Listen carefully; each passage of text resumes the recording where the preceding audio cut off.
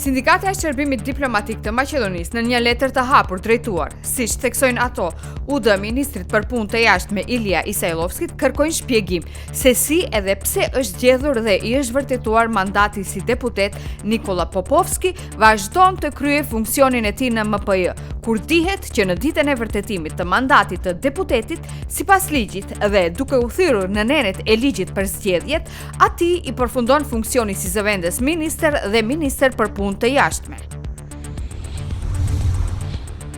Sipas PM 2.5 grimcave në ajër që mund të dëpërtojnë shumë lehtë në organet e frymëmarrjes, Shkupi është një ndër qytetet më të ndotura në Evropë, tregon studimi më i fundit i Institutit Meteorologjik të Finlandës. Në Shkup ka përqendrim 2 herë më të madh të grimcave PM 2.5 krahasuar me qytetet më të ndotura në Evropë, informoi Dragan Gjorgjev nga Instituti i Shëndetit Publik.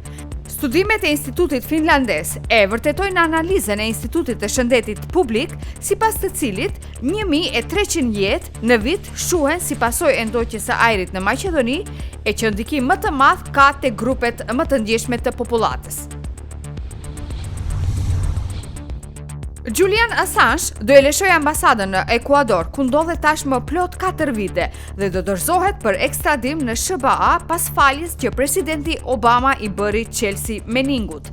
Melinda Taylor, pjesëtare e ekipit të avokatëve të Assange për Independent, konfirmoi se ai do qëndroj besnik premtimit të bërë, të cilin pak kohë më parë Wikileaks e publikoi në profilin e tij në Twitter. Mening do lirohet në maj, ndërsa është e dënuar me 35 vite burg sepse ka dorëzuar dokumente sekrete që janë publikuar në Wikileaks.